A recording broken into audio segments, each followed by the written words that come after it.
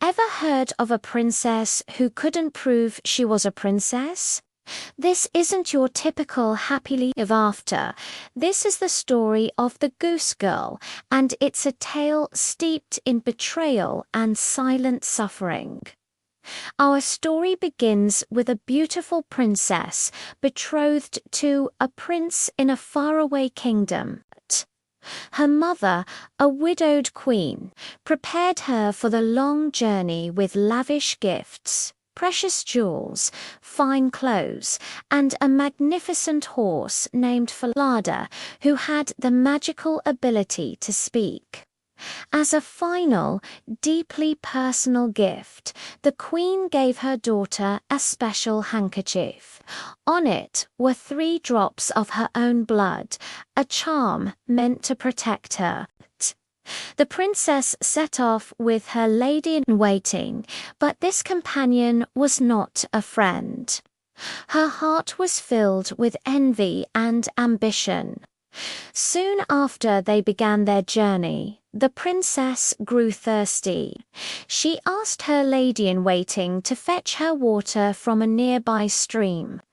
The woman replied cruelly, "If you're thirsty, get it yourself. I will not be your servant."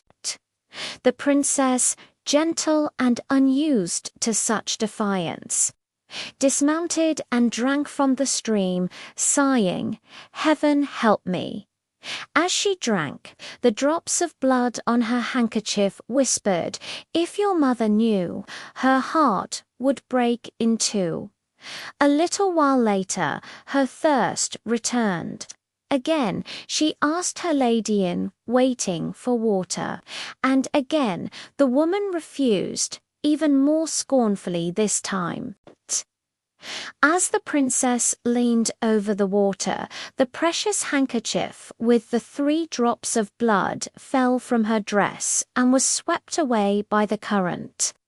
She was now powerless and vulnerable. Seizing her chance, the wicked lady-in-waiting forced the princess to switch clothes and horses.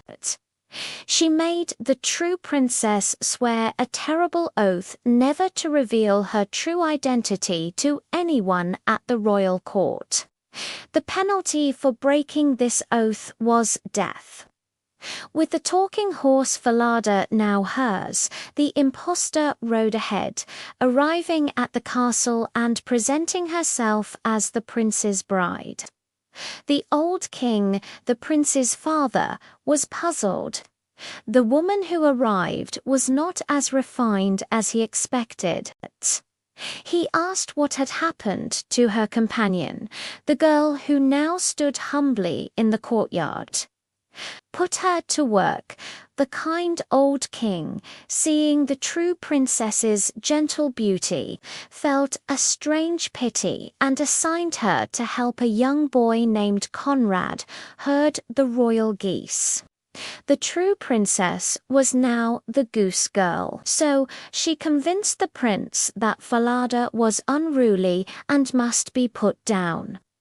The real princess heard this dreadful news and, in desperation, bribed the knacker to hang Falada's head on the city gate she passed through every day with her geese.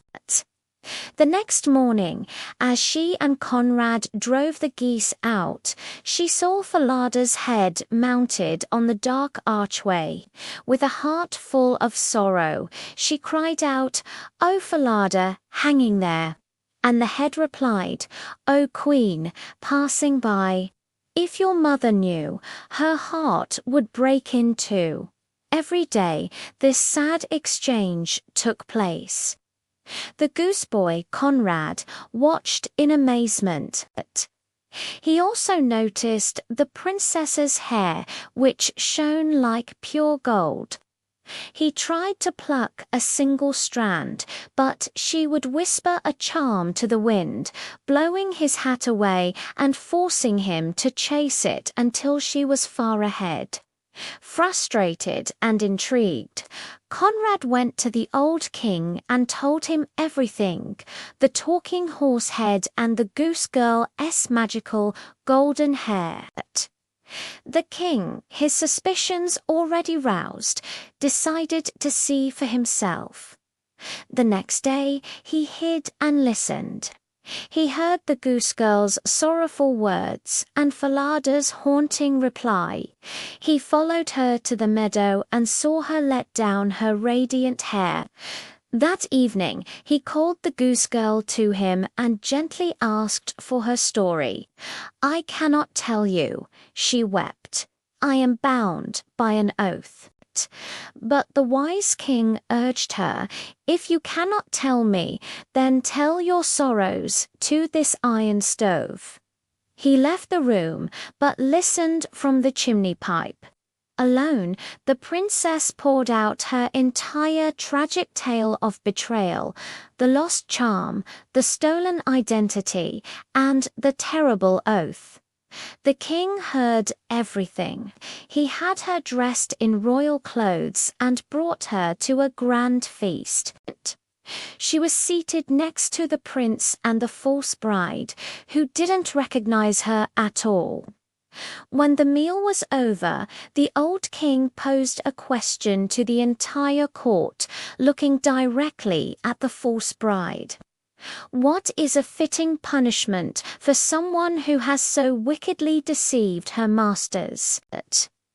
The impostor, confident and cruel, declared she deserves nothing less than to be put in a barrel studded with sharp nails and dragged by 2 white horses through the streets until she is dead. "You," the king said, his voice thundering through the hall, "are that person. You have pronounced your own sentence." And so, the wicked lady-in-waiting was punished exactly as she had described.